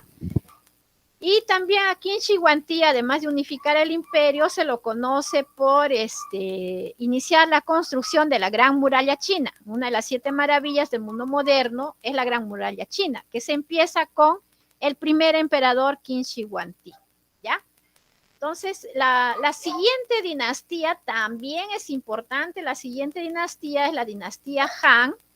¿Por qué van a ser conocidos los de la dinastía Han? Estos emperadores van a aumentar la expansión de China a lo que es la zona del Yangtze-Kiang, del Río Azul, ¿ya? En este tiempo se va a crear el papel, pero sobre todo lo más importante acá de la dinastía Han, jóvenes, es el establecimiento de la ruta comercial de la seda, ¿ya? Entonces, Imagínense en esos tiempos no hay las fibras que hoy en día manejamos, ¿no? Entonces, ¿de qué se hacían las telas? Se hacían pues de cáñamo, de lino, eran unas telas un poquito tosquitas, ¿no? Y esas telas cuando tú te sentabas y te levantabas terminaba todo arrugado, o sea, como que la presencia rápido se iba, ¿no? Pero la seda no, la seda te sientas, te levantas y la seda está hermosa y perfecta siempre, ¿no? Y sobre todo suave. Entonces la seda se va a convertir en un artículo muy requerido por muchas familias nobles de otras partes del mundo, ¿no? La ruta de la seda con la dinastía Han, ¿de acuerdo? Después hay otro que también te pueden preguntar, es de la dinastía Yuan. ¿Por qué? Por la invasión de uno de los bárbaros mongoles, que es Genghis Khan, ¿no? Genghis Khan. También hay una película de Genghis Khan. Y este tiempo también es conocido no solo por la invasión de Genghis Khan, sino por la presencia de la peste, ¿no? Una enfermedad, una pandemia que mata, epidemia, mejor dicho, pandemia es cuando es todo el mundo. Una epidemia que mata a millones de chinos, ¿de acuerdo?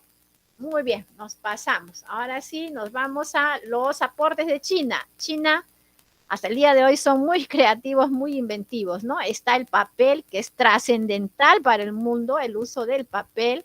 La imprenta, ni hablar, ¿no? La base de la imprenta, y después en Europa va a estar, pues, Gutenberg, que va a perfeccionar y va a patentar la imprenta, y el primer libro de la imprenta de Gutenberg va a ser la Biblia, ¿no es cierto?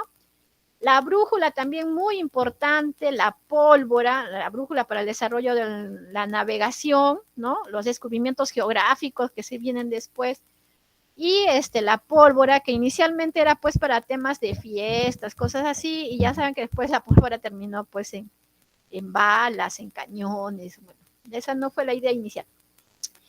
¿Qué más inventaron? La porcelana, la cera, los cometas. Ojo, los cometas no eran para volar la cometita y qué bonito y jugamos. No, los cometas eran un sistema de comunicación, ¿ya? Era un sistema de comunicación.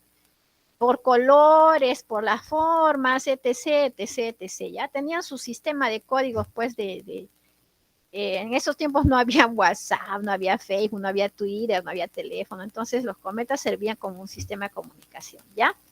El ábaco, que fue la máquina para calcular, ¿no? El sismógrafo, la carretilla, el timón, la pasta de arroz. Cuando te comes un tallarín con papa a la huancaína, acuérdate los chinos, porque esa pasta que los tallarines nosotros comemos pasta de trigo, porque es lo que más hay, ¿no? Estamos acostumbrados también a eso. Pero antes los chinos no, lo que más tenían era arroz, entonces hacían pasta de arroz, ¿no? Los fideos chinos inicialmente eran de arroz.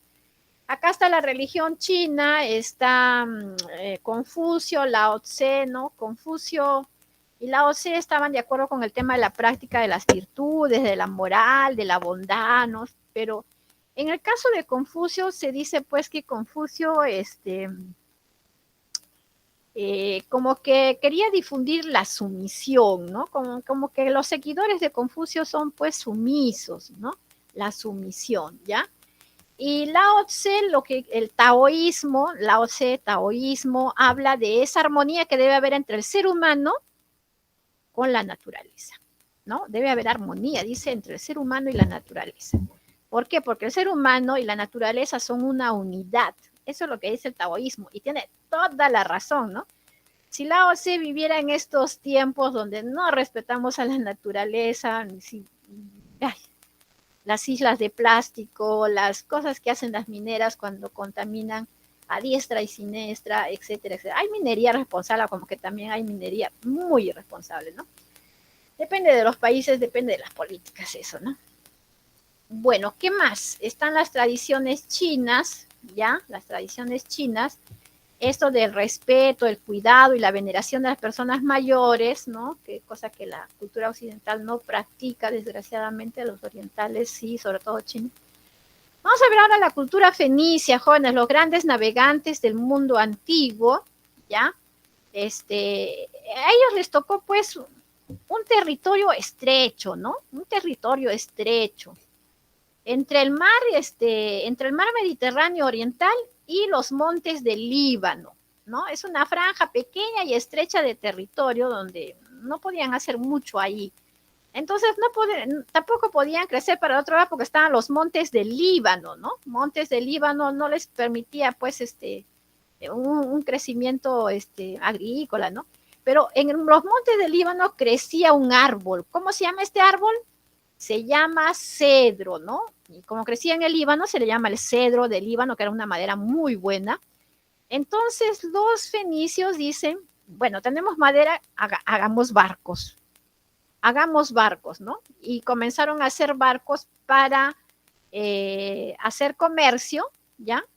En todo el Mediterráneo. Inicialmente pues empiezan por la zona más cercana y ahí poco a poco van avanzando y colocan colonias, factorías, primero en Chipre, luego en Creta, y siguen avanzando, ¿no? Una vez que ya han dominado el mar Mediterráneo oriental, ahora van a ir al mar Mediterráneo occidental y van a poner varias colonias. La más importante va a ser Cartago, ¿ya? Cartago. Y van a seguir avanzando y van a ir inclusive hasta el estrecho de Gibraltar, que es esta unión entre la península ibérica y el continente africano en la parte de lo que es Marruecos. Y ahí también van a poner colonias importantes. Una va a ser Gadir, que hoy en día es la ciudad de Cádiz, ¿no? Y el otro es Tinquis, ¿ya? Hasta ahí. Inclusive dice que su ruta comercial era para llegar hasta Inglaterra, ¿no? Imagínense cómo desarrollaron ellos el comercio. Ahora, ¿qué país queda actualmente en ese lugar? Ahí está la banderita del país. ¿Qué cosa tiene como escudo? El cedro de Líbano, ¿no? ¿Cómo se llama el país? Líbano, pues. Líbano, ¿ya? El cedro de Líbano. ¿Por qué sabemos muchas cosas de los fenicios? Por la escritura que dejaron, porque ellos manejaron escritura, ¿no? Y también por la numismática. Muchas de las monedas, miren esta monedita de acá. Miren esta monedita de acá. Según esta monedita, nosotros entendemos y con los escritos que tiene, que los fenicios se desarrollaron pues en lo que es la navegación. Ahí tienen un barquito, ¿no? Que en este caso no es un barco mercante, sino un barco de guerra. Sería un birreme, ¿ya? Porque tiene pues 2 hileras de remos. Y a estos barquitos le van a llamar hipos o hipios, ¿no? Porque los barquitos le van a poner ellos cabeza de caballo, ¿no? Hipos o hipos. ¿Qué más? Ahí, como ustedes ven en esta imagen, por ejemplo, hay un barco grande, gordito, rechonchito. Ese es el barco mercante. Y acá atrás tiene otro barco más delgado, ¿no? Al barco mercante le llaman gaulus. Y el barco más delgadito la llamaban inicialmente hipio porque tenía cabecita de caballo, ¿no es cierto? Bueno, ¿de dónde se origina? Por si acaso, los fenicios no desarrollaron un ejército. No se dedicaron a ello, ¿no? Tenían algunos soldados. Básicamente ellos contrataban mercenarios, ¿ya? Básicamente contrataban mercenarios. Porque sí, a cada rato sufrían asaltos, pues por eso tenía que ir este barquito de guerra ahí escoltándolos, ¿no? Cada vez que dejaban sus mercancías. ¿De dónde salieron estos personajes, los fenicios, dicen, ¿no? ¿De dónde salieron? Inicialmente ellos no se llamaban fenicios, sino se llamaban cananeos, ¿ya? Cananeos. Ellos se hacían llamar cananeos, porque decía que venían, pues, de una zona que es de Siria, perdón, de la península de Sinaí, este triángulo invertido de acá, como que también de los alrededores del Mar Rojo, ¿ya? Y Canaán tenía que ver con la palabra rojo, ¿no? Era como decir, somos los rojos, una cosa así. Pero son los griegos los que les van a poner el nombre de fenicios, ¿ya? ¿Por qué? Porque dicen, por la palabra foenix o foenike, que es una palabra griega que alude pues al color rojo púrpura. ¿Por qué rojo púrpura? Porque los fenicios lograron sacar, acá está, este es el murex o murex, como le llaman otros, es una concha, un molusco, y de la parte interna de ahí pueden extraer, claro que poquitito a poquitito, pueden extraer un tinte, que es el tinte púrpura, ¿no? Y con ese tinte púrpura podían lograr varios colores, ¿no? El violeta, el lila, el fucsia, colorcitos como los que estamos viendo aquí, por ejemplo, ¿no? Rosadito, color rosa palo, tonalidades bonitas, ¿no? Pero el más conocido era el púrpura, pues, y era Era como el grito de la moda. ¿Quién no quería estar pues con esos vestidos en ese tiempo? ¿No? Hicieron mucho dinero por eso. Bueno, la primera ciudad donde se van a asentar los fenicios va a ser Ugarit, pero Ugarit luego va a ser destruida por los hititas, ¿no? Va a ser destruida por los hititas y ahí en Ugarit ya hablaban del dios Baal, ¿no? Ahí, acá les he puesto al dios Baal, ¿no? Es el dios Baal, que este dios se va a mantener por mucho tiempo, ¿de acuerdo? Luego viene la etapa de Biblos, ¿ya? En Biblos, la etapa de Sidón, la etapa de Tiro y la etapa de Cartago, que tiene que ver con el establecimiento de ciudades, porque ellos no hablaban de imperios, no, sino el desarrollo comercial de cada una de estas ciudades que vemos acá, Biblos, Sidón, Tiro, y después acá en Cartago, que fue la colonia que establecieron. Entonces, Biblos, acuérdense, Biblos tiene que ver pues con la palabra Biblia, con la palabra libro, ¿no? Según los griegos, eso significaba para papel. ¿Por qué? Porque los fenicios comerciaban el papiro y la madera con Egipto, ¿de acuerdo? El otro periodo de desarrollo, o sea, ya Biblos pierde poder, ahora es otra ciudad la que va a sobresalir, la ciudad de Sidón, ¿ya? Y Sidón va a lograr el dominio de esta parte del Mediterráneo, el Mediterráneo oriental, ¿ya? Pero van a ser después vencidos por los arameos y los filisteos, y Sidón va a perder vigencia. Entonces la otra ciudad va a tomar vigencia, Tiro, ¿ya? Y Tiro va a tener pues la posibilidad de crecer, inclusive hasta donde les había dicho, ¿no? Esto de acá del estrecho de Gibraltar, hasta ahí, hasta el estrecho de Gibraltar, ¿de acuerdo? Entonces ahí se va a formar pues una potencia talasocrática, ¿no? Ya saben ustedes lo que es talasocrática, el poder pues de la navegación, del mar, ¿no es cierto? En todo el Mediterráneo, desde el oriental hasta el occidental, ¿de acuerdo? Pero también van a ser invadidos, pues, en Tiro van a invadir los egipcios, luego los asirios, con Nabucodonosor II, luego los persas con Ciro el Grande, y cada vez que Tiro era asediada, después se recuperaban, ¿no? Reconstruían la ciudad y volvían a empezar. Entonces, Alejandro Magno dice, Tiro no debe volver a crecer, la tenemos que eliminar del todo. Y Tiro manda a destruir la ciudad, pero hasta piedra por piedra. Y efectivamente, Alejandro Magno destruye tanto Tiro que ya Tiro no se vuelve a recuperar, ¿no? Entonces, ¿qué pasa con el comercio? Pues que hacían acá, muchos se retiran y se van a las otras colonias fundadas pues en el tiempo de los fenicios, ¿no? Y muchos se repliegan a Cartago, por ejemplo. Por eso es que se va a considerar que Cartago es un reducto de los fenicios en África, ¿no? Y otros dicen, no, Cartago es un imperio aparte, es un imperio, el imperio cartaginés, que nada tiene que ver con los fenicios. A pesar de su fundación fenicia, ya no son fenicios. Bueno, la cosa es que muchos dicen que no, que sí hay que considerar nomás a Cartago aquí.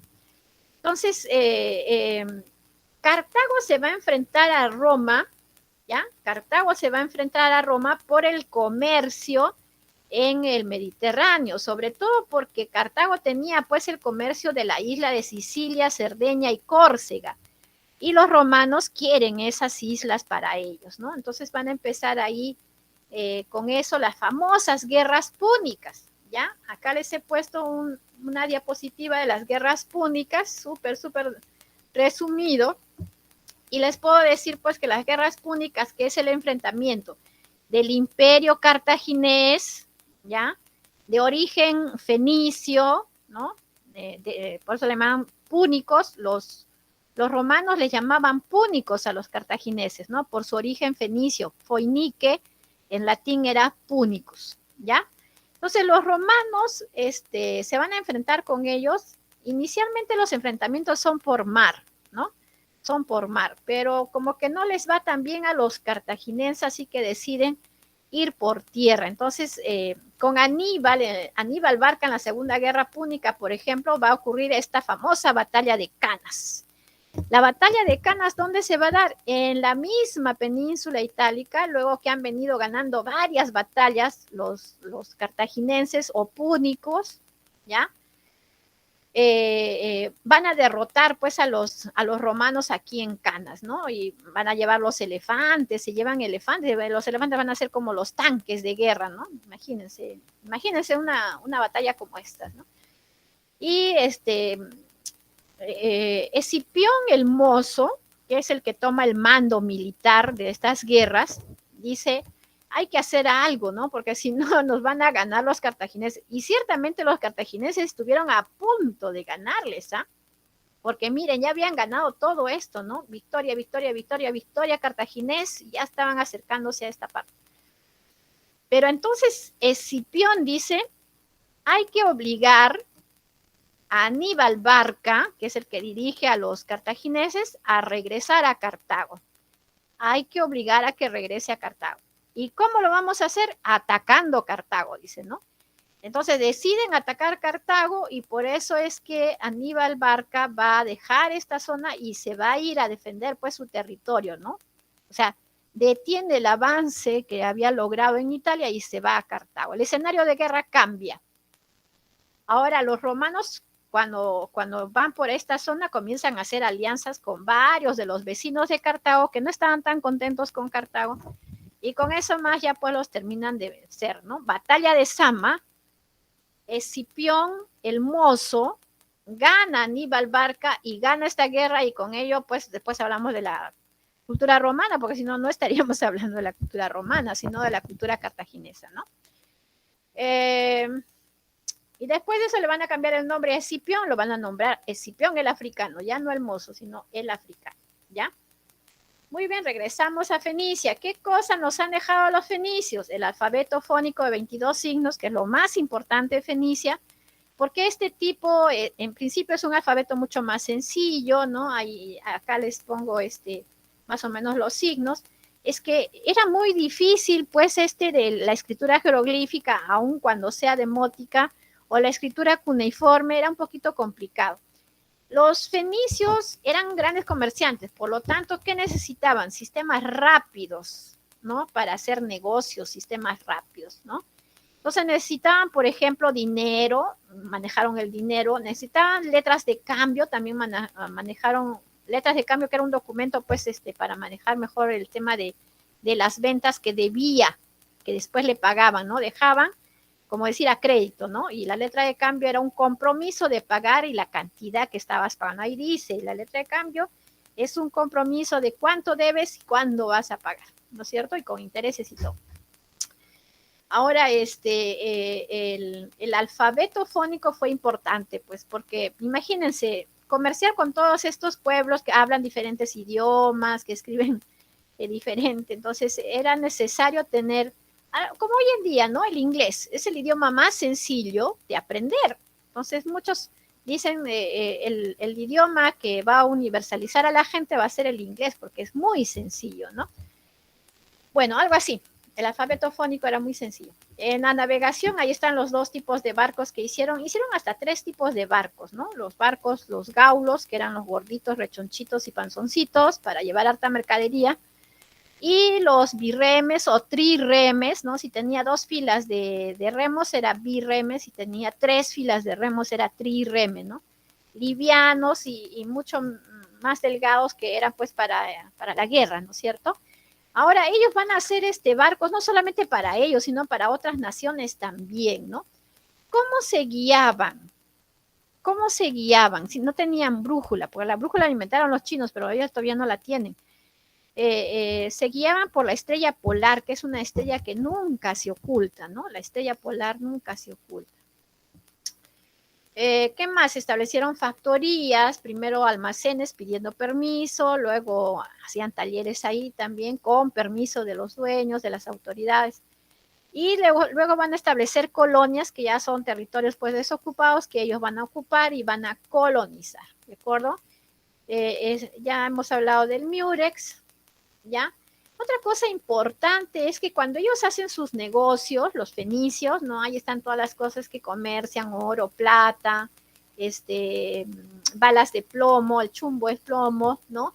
Balas de plomo, también comercian el marfil, los esclavos, ¿no? Van a hacer dos cosas, ¿no? Una, hacer la hibridación cultural, ¿no? Que es que llevan los aportes de aquí para allá y se van compartiendo saberes, ¿no es cierto? Compartiendo saberes y aportes, y esa es la hibridación cultural. Y lo otro es que en todos esos años de comercio que ellos hicieron, comenzaron a hacer registros geográficos, ¿ya? Registros geográficos de las costas, o sea, mapas, ¿no? Como que también de las corrientes marinas, de los vientos, que fueron muy, muy necesarios para el desarrollo de la navegación posteriormente, ¿de acuerdo? Ahí les he puesto una imagen de un barquito, de un gaulo, con cabeza de caballo, por lo tanto se le decía hipois, ¿no? Un gaulo o hipois. Ya les he hablado de las guerras púnicas, la cultura hebrea, que se desarrolló en la famosa Tierra Prometida, actuales países de Palestina e Israel, donde siguen habiendo líos en ese territorio, porque hay una ciudad que está compartida por 3 religiones, ¿no? 3 religiones. ¿Cómo se llama esa ciudad? Jerusalén, ¿de acuerdo? ¿Qué más hablamos? Canaán, la tierra prometida, ¿ya? Ahí está un poco la división periódica en el tiempo, histórico, bueno, el tiempo de los patriarcas, los jueces, los reyes. Ahí ya saben ustedes un poco de esta historia, porque es parte de la historia, pues, de la Biblia, ¿no? La Biblia es la historia de este pueblo, ¿de acuerdo? En el Antiguo Testamento. ¿Qué nos dejaron la cultura hebrea? Nos dejaron el monoteísmo, ¿ya? No fueron los primeros, pero los que sí se impusieron y que pues, ¿cuántos miles de años ya que somos monoteístas, ¿no? Una gran parte de la población del mundo es monoteísta. El decálogo, que son los 10 mandamientos, y en lo que es legislación están estos 3 aportes, ¿no? La prescripción legal, que es cuando no te han juzgado, pasa 10 años, entonces viene el perdón, borrón y cuenta nueva, dice, ¿no? Siempre y cuando no sean delitos de lesa humanidad, ¿no?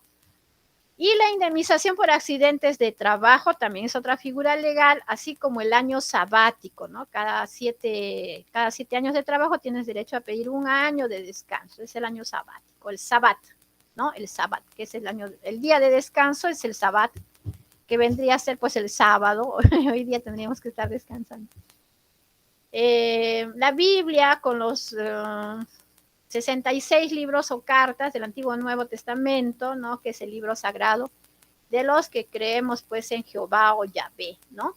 La cultura persa se extendió entre el río Tigris y el río Indo, ¿no? Este río que pertenecía pues a los indios, ¿no? Bueno, ahora les pertenece. El imperio persa, que llegó a su máxima expansión con Ciro el Grande, ¿ya? Hay otro personaje también importante en la cultura persa, que es este de aquí, que es Darío I el Grande. A ellos les gustaba llamarse el Grande, el Grande. Darío el Grande, rey de Persia. Él va a declarar a Grecia las guerras médicas, ¿ya? Ese es otro personaje importante ahí.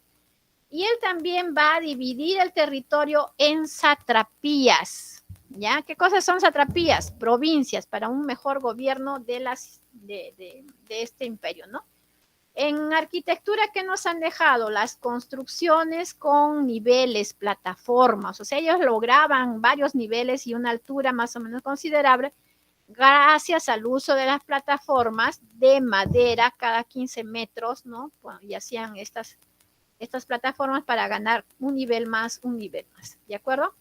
Y las construcciones estaban adornadas por hermosas columnas, ¿ya? Que tenían cabeza de volutas, como que también tenían cabezas de toros, ¿no? Capitel se le llama la cabeza de una columna, se le llama capitel, ¿no? Capitel con cabeza de toro, ¿ya? Está el palacio de Darío de Persépolis, el de Ecbatana, que no queda casi nada, pero bueno, igual hay testimonios y dibujos de que esta ciudad existió, ¿no? Escritos, obviamente. En la escultura están pues los famosos, la procesión de los, ¿cómo se llaman? Ya me olvidé el nombre. los toros alados que se han copiado de los caldeo-asirios, ¿no? Los toros alados, ¿ya? Está la educación que enseñaban a los jóvenes a montar caballo, disparar el arco y decir la verdad todo al mismo tiempo. Si podías hacer las tres cosas juntas, estabas bien, ¿no? La religión está el mazdeísmo, ya, fundado por Zaratustra, y ahí está la lucha, pues, entre el bien y el mal. El dios Hormuz, que es que no es otro, pues, que el dios Marduk, ¿no? Acuérdense de los babilonios, es el dios Marduk, el dios del creador, ¿no es cierto? Que es el dios bueno que se enfrenta al dios malo, que es Arimán, ¿no? El dios malo. Muy bien, los griegos, ¿dónde se ubicaron? Se ubicaron pues en la península de los Balcanes, ¿no? Esta gran península de los Balcanes. Los griegos llegaron a tener tres territorios, ¿no? El territorio peninsular o continental, ¿no? El territorio insular, que eran las islas, y luego la parte asiática, ¿no? Todas las colonias que tenían en el Asia Menor, ¿de acuerdo? Ya les hemos dicho que son pueblos llamados griegos por los romanos porque hablaban un idioma común, pero no estaban, pues, no eran un solo imperio, no. Eran ciudades, estados independientes unas de otras, que se unían cada cierto tiempo ¿cómo se llama? En las reuniones que tenía para cuestiones de defensa, por ejemplo, o de comercio, se unían, ¿no? Le llamaban las constelaciones, por ejemplo, Peloponeso, ahí está Esparta, formaron una, ¿no? La Liga de Peloponeso, ¿ya? La Liga del Peloponeso. Y Atenas, que era el otro estado importante, formó la Liga de Delos, ¿ya? Porque en la isla de Delos firmaron esta anexión de varios pueblos para formar una liga de defensa, ¿no? Y luego se van a enfrentar pues la Liga de Delos con la Liga de Peloponeso en la famosa guerra del Peloponeso, ¿no es cierto? La famosa guerra del Peloponeso es el enfrentamiento de Esparta con Atenas en las ligas de la Liga de Peloponeso de Esparta y la Liga de Delos de Atenas, ¿ya? ¿Qué más? De los griegos, a ver, los griegos desarrollaron muchas artes y con un gran nivel de maestría, ¿no es cierto? En arquitectura está pues la construcción de los templos, hay varios templos hermosos donde combinaron no solamente la arquitectura, sino la escultura, ¿no? Por ejemplo, está ahí la colina sagrada, conocida como la Acrópolis, donde se han construido, pues, dice que eso era como el Monte Olimpo, ¿no? Donde vivían los dioses. Entonces construían un templo, un palacio para cada dios, pues, ¿no? Ahí está el Partenón, la Atenea Nai, el Erección, ¿no es cierto? Y los estilos de columnas. No inventaron las columnas, sino manejaron estilos de columnas. Tres estilos, el dórico, el jónico y el corintio, ¿ya? El dórico es una columna sencilla, el jónico es una columna que tiene en el capitel volutas, ¿no? Esto redondito, así se le llama volutas. Y el corintio lo que tiene en el capital son hojas de alacanto, que es una plantita que tiene esta forma, unas hojas hermosas que se llama alacanto, ¿no? Esos son los estilos de columna. En escultura fueron insuperables, la escultura más hermosa hasta el día de hoy, nadie lo supera, ¿no? Está el discóbolo de Mirón y está la diosa Venus de Milo, ¿no? También está la diosa de Atenea, y esta es enorme, tremenda estatua. Bueno, en este caso es una réplica, ¿no? Porque la verdadera estatua de Atenea está perdida, no se sabe si en el fondo del mar o algo así. Otro aporte importantísimo de Grecia, la humanidad, jóvenes. La humanidad de hoy en día, le agradecemos a Grecia la democracia, ¿no? Con sus imperfecciones, tal como la vivimos hoy en día, acabamos de pasar un proceso electoral, ¿no? Esta semana que ha pasado. Pero bueno, dentro de lo que conocemos es lo mejor que hay, ¿no? Hasta que a alguien se le ocurra algo mejor que la democracia, no sé cuánto tiempo pasará. Bueno, la democracia, ¿a quién se le ocurrió? A Solón, un griego considerado uno de los 7 sabios de Grecia, ¿no? Los 7 sabios más importantes de Grecia, Solón es uno de ellos. A él se le ocurrió pues las bases del sistema democrático, ¿ya? Y luego Clístenes, que va a ser el padre de la democracia, le va a dar organicidad, funcionalidad y aplicación a estas ideas de Solón, ¿no? O sea, va a plasmar las ideas de Solón en una democracia directa, ¿no? Que es el voto a mano alzada ahí en reuniones, como en este caso en el Ágora, por ejemplo, ¿no? ¿Qué más de los griegos? Están las Olimpiadas, la literatura de Homero, de la Ilíada o la Odisea, que cuenta, pues, bueno, quien ha visto las películas de Odiseos sabrá de qué estamos hablando, ¿no? Se cree que es Homero el que escribió, ¿ah? No estamos tan seguros, ya no estamos tan seguros que sea Homero, porque en esta etapa pues es un poco una etapa oscura, ¿no? Es la etapa oscura de Grecia, es esa etapa que no tenemos mucho conocimiento aún, ¿ya? También está Esopo, está Aristófanes, está Sófocles, Esquilo, Eurípides en lo que es el teatro, ¿ya? También ahí está el anfiteatro donde hacían, imagínense cuando no hay sonido ni esas cosas, ¿cómo hacían para hacerse escuchar? Está la mitología griega, los 12 griegos, los seres mitológicos, ¿no? El sátiro, el unicornio, el centauro, etcétera, etcétera. Qué manera de inventarse cosas los griegos, qué manera, qué tal creatividad que tenían, ¿no? En ciencias desarrollaron, por ejemplo, la astronomía, la matemática, la medicina, la química y muchas ciencias que ya hemos dicho en Grecia se originaron varias ciencias a partir de la filosofía, que es el amor por la sabiduría, se van a generar otras ciencias, ¿no? Como la historia, la geografía, la psicología, etcétera, ¿no? Ya manejaron ellos la idea de la esfericidad de la Tierra en astronomía. Eratóstenes, por ejemplo, había calculado la circunferencia de la Tierra o el diámetro de la Tierra. Y en matemáticas está Tales de Mileto, también otro genio, que había medido la altura de las pirámides. ¿Se imaginan? En esos tiempos medir la altura de las pirámides, 146 metros de altura. ¿Cómo? A través de la contraposición de las sombras, ¿no? Midió este tema de las sombras y obtuvo pues una medición de las pirámides, ¿ya? Está Hipócrates, el padre de la medicina, ¿no? Y en química está Demócrito también, ¿no? Casita ya van ustedes revisando un poquito más. Acá están los tres clásicos filósofos de la antigüedad, Sócrates, Platón y Aristóteles, ¿no? Conócete a ti mismo, solo sé que nada sé, dice Sócrates, y su discípulo favorito, Platón, que él hablaba pues que la aristocracia inteligente es la que debe gobernar y no, o sea, si no tienes la capacidad, por ejemplo, él decía, si no sabes matemática y trigonometría, ni siquiera vengas a mi academia, decía él, ¿no? La academia es pues lo que podría decirse lo precursor de las universidades, ¿no? Escribió La República y Aristóteles también va a escribir obras, que es La Política, el Organón, él es defensor del método científico. Sócrates no escribió nada, porque él decía, solo sé que nada sé, ¿no? Entre más aprendo, más me doy cuenta que no sé, decía, ¿no? Él decía así. La cultura romana, ¿dónde se desarrolló? En la península itálica, ¿ya? En la península itálica, ahí sus orígenes van a ser acá en esto, a orillas del río Tíber, ¿no? En lo que está redondeadito, esta parte, ahí se origina la cultura romana. Toda la península itálica, jóvenes, estaba habitada por etruscos y por latinos. Los latinos son los que van a ser después los romanos, pues, ¿no? Etruscos y latinos, y la parte más al sur estaba habitada por griegos. Pero bueno, los griegos se van después, quedan los etruscos y al final quedan solo los latinos y ellos son los que van a gobernar toda la península.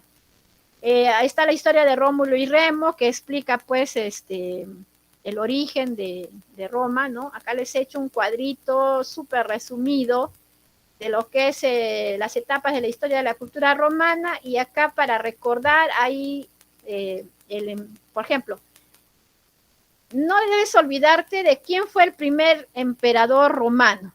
El primer emperador romano va a ser Octavio, ¿ya? Octavio, que le va a ganar la batalla a Marco Antonio, la batalla de Actium, ¿no? Y una vez que le gana Marco Antonio no se suicida, ya les he dicho, entonces Octavio va a ser nombrado como emperador Augusto, ¿ya? Emperador Augusto, y se va a quedar con el nombre Augusto, ¿ya? Por eso que lo van a ver como Octavio Augusto o Augusto. ¿Y quién fue el primer emperador? Augusto. ¿Y quién fue el último? Este de acá, otro Augustulo, Rómulo Augustulo, ¿ya? El primero Augusto y el último Rómulo Augustulo, ¿ya? Otros emperadores importantes acá es Trajano. ¿Por qué Trajano? Porque Trajano de la dinastía Antonina va a ser el emperador que va a lograr la mayor expansión territorial de Roma, ¿ya? Otro emperador importante aquí es Constantino. ¿Por qué? Porque Constantino logra legalizar el cristianismo. Constantino quería ser cristiano, entonces los cristianos eran perseguidos en Roma, ¿no? Entonces Constantino legaliza el cristianismo. Y hay otro emperador que es Teodosio I, el que va a hacer que la religión, cristiana sea la oficial. Y va a pasar de cristiana a ser la católica, apostólica y romana, ya con Teodosio I, que también este mismo emperador va a dividir el imperio en dos, para su hijo Arcadio Oriente y para su hijo Honorio Occidente, ¿de acuerdo? Esos son los más importantes. Acá les he puesto una explicación de cómo es esto del triunvirato, guerra civil, triunvirato, guerra civil, triunvirato, guerra civil. Es esto de acá arriba, la república. La república es la etapa un poquito más movida, ¿no? Acá es donde se van a hacer pues esto de los magistrados, las autoridades, el cónsul, el pretor, el censor, el edil que gobierna la ciudad o alcaldes de hoy en día, los cuestores que manejan los impuestos, y también la división de la sociedad en patricios, plebeyos, libertos, esclavos. Todo esto se organiza acá en la república, ¿ya? Y termina haciéndose pues que la sociedad sea muy desigual, y eso es lo que va a generar luego muchos conflictos. Por eso va a haber pues guerras, ¿ya? Por este tema de las grandes diferencias sociales que va a haber ahí. De los romanos que tenemos, jóvenes, una arquitectura también impresionante, ¿no? El Coliseo, que no es lo mismo que circo, ojo, no hay que confundir. Cuando ustedes han visto la película Ben-Hur, ¿ya? Ben-Hur, la competencia de los carros, ¿no? Esto es acá en el circo, ¿ya? Donde el emperador repartía pan, por eso dice pan y circo, para mantener ocupados y atontadas a la gente, ¿no? Hoy en día ya no es pan y circo, es televisión y no sé qué más. Bueno, nos mantienen atontados. Y la cuarta columna también es importante, ¿no? ¿Qué cosa es la cuarta columna? Acuérdense que los dóricos tienen tres tipos de columna, ¿no? Los griegos, dórico, jónico, corintio. Los romanos le agregan una cuarta, que es la toscana, ¿ya? Y luego otras más, ¿ya? Pero estas son las más importantes, la toscana y la compuesta. ¿Por qué? Porque la compuesta va a ser pues la unión del dórico con el corintio, ¿no es cierto? Ahí está la voluta más los alacantos, ¿no? Esa es la compuesta. Pero la más usada va a ser esta, la toscana, que es sencilla pero elegante, ¿de acuerdo? Hicieron puentes, acueductos, capillas, un montón de cosas, ¿no? Augusto, esta es la escultura del emperador Augusto, Octavio Augusto, hijo de Julio César, pero hijo adoptivo de Julio César, ¿no? Ese Julio César que murió, pues, a manos de Brutus, ¿no? Que fue traicionado, bueno. Octavio manda hacer esta estatua de él, ¿no? Por eso sabemos más o menos cómo fue su cara, etcétera. El Augusto de Prima Porta, así se llama esta estatua, la más famosa. Se parece al estilo de los griegos, aunque no llega a la maestría de los griegos, pero es una estatua bastante bella también, ¿no? Acá está el mayor aporte, pues, de los romanos y con esto terminamos. El mayor aporte, obviamente, es el derecho romano, ¿no? El derecho romano que se basó en otra serie de códigos, ¿no? Se basó en el código de Urnamo, en el código de Hammurabi, en el código de los hititas también hicieron leyes, ¿no? En el código asirio, en el derecho egipcio, ¿no? En el derecho griego. Entonces, de todos esos pueblos recoge algunas iniciativas legales y forma la famosa ley de las 12 tablas que consagra pues la igualdad de los ciudadanos, siempre y cuando sean ciudadanos, porque habían personas que eran ciudadanas y los que no eran ciudadanos, ¿no? ¿Quiénes eran ciudadanos? Los plebeyos y los patricios. Los libertos, que eran esclavos que habían sido liberados, no podían ser ciudadanos, los esclavos tampoco, obviamente. Los criminales, las mujeres tampoco podían ser ciudadanos, ¿no? O sea, como que los ciudadanos está restringido a un cierto grupo de gente. Bueno, aún así se da pues la igualdad de los ciudadanos ante la ley siempre y cuando sean ciudadanos, ¿no? Se establece la persona física jurídica, la independencia civil de la mujer, aunque no se le da la condición de ciudadana, pero sí se le da la independencia para que pueda trabajar y mantenerse, ¿no? Si es que se queda sola. Y el desarrollo del sistema de contratos y el repudio del dolo, ¿no? ¿Qué cosa es el dolo, jóvenes? La mala intención, la premeditación de hacer algo malo, ¿no?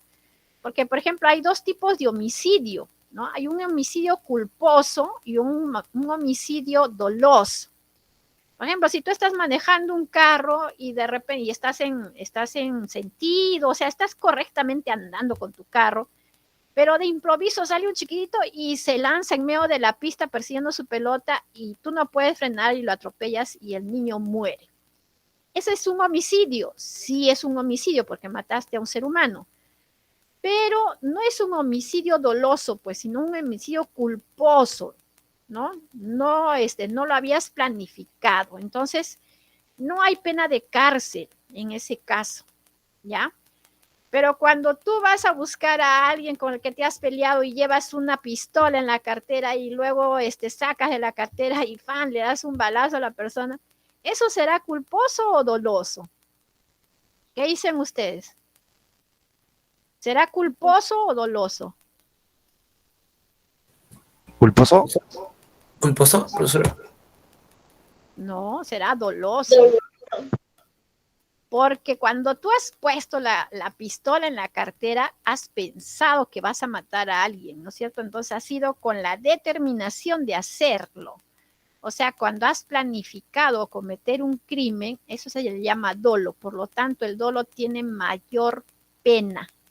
Entonces, por un homicidio culposo es muy probable que no vayas a la cárcel, pero por un doloso sí. Con premeditación, alevosía y ventaja, dice, ¿no es cierto? Te vas a la cárcel. Muy bien, chicos. Nos vemos en la siguiente clase. No sé cómo. Esta unidad ha sido bastante extensa. Me encanta esta unidad. No quería pasármela por alto, pero vamos a tratar de correr en la siguiente semana. Jóvenes, les dicto las claves. ¿Sí? Profesora, disculpe, la Dime. diapositiva nos la puede dejar en Ya está, material ya adicional. está. Ya está, hijo, ya la tienen, ya la tienen. Les he ¿Ya la puesto subió? en material, sí, ya la subí. Ya, profesora, gracias. Me he demorado un poquito porque como han visto, he trabajado bastante, las diapositivas están bien, bien entendibles. No se van a equivocar, se los aseguro, va a ser fácil responder su práctica. Pero aún así les dicto las claves. La 1 es la D de dedo, ¿ya? La 2 es la E de enano. La 3 es la B de bueno, como ustedes, buenos.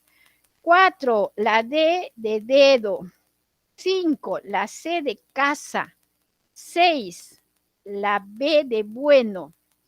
7, la E de enano. 8, la B de bueno. 9, la D de dedo. ¿Dónde está la 10? Ya se me ha traspapelado todo. Acá está. La 10 es la B de bueno. 11, también B de bueno. 12, la E de enano. 13, la D de dedo. 14, la D de dedo. 15, la E de enano. 16, la B de bueno. 17, la C de casa. 18, la D de dedo. 18, 19 está acá. 19, la D de, no, perdón, la C. 19, la C de casa. La 20, la C de casa. 21, la E de enano. 22, la E de enano también. La 23, la E de enano también. La 24, puros enanos, ya, otra vez enano. 25, enano también. 26, ahora sí viene casa, la C de casa. 26, la C de casa. 27, la E de enano. 28, la C de casa. 28, me falta poquito. 29, la E de enano, Jerusalén. 30, la B de bueno. 31, la B de bueno. 32, la E de enano. 33, la D de dedo. 34, la E de enano. 35, la B de bueno. Y 36, la D de dedo. ¿Listo? Si tienen alguna duda en casita, jóvenes, también les voy a subir las diapositivas de esta semana, que ya las tengo acá y también ya le he dado su afinadita, ya está bien bonita, bien lista, como para que ustedes le den una revisada, ¿sí? Una revisadita, resuelven la práctica. Esta se las voy a subir ahora en la tardecita, ¿ya? Ya está bien preparadita, ¿sí? Les he hecho sus cuadritos también, ahí está, para que lo entiendan más fácilmente. Entonces la subo esta clase, la subo a la práctica y ayúdenme con eso, ustedes le dan una revisada de tal manera que en la próxima clase así veloz avanzamos y tratamos de hacerlo en 1 hora, ¿ya? Porque como estamos muy asociados pues a es historia del Perú, ¿no? Va a ser fácil para nosotros manejar estos conocimientos. ¿Cómo no vamos a hablar de Paracas? Esto ya lo hemos trabajado en colegio cuántas veces. Está muy cercano a nuestro conocimiento, a nuestra realidad, ¿de acuerdo? Esta parte la vamos a avanzar bastante rápido con ayuda de ustedes. Muy Profesora, bien, ¿también chicos. eso lo va a subir, profesora? Sí, esto se lo subo dentro de un rato, porque tengo que ponerlo en PDF ¿Qué pasa? para que no pese tanto, porque pesa bastante por la cantidad de fotos que tiene. ¿Ve? Ya, también se la subo y esto les dejo de tarea, pues. Hagan su práctica con Profesora, estas diapositivas. ¿Ya?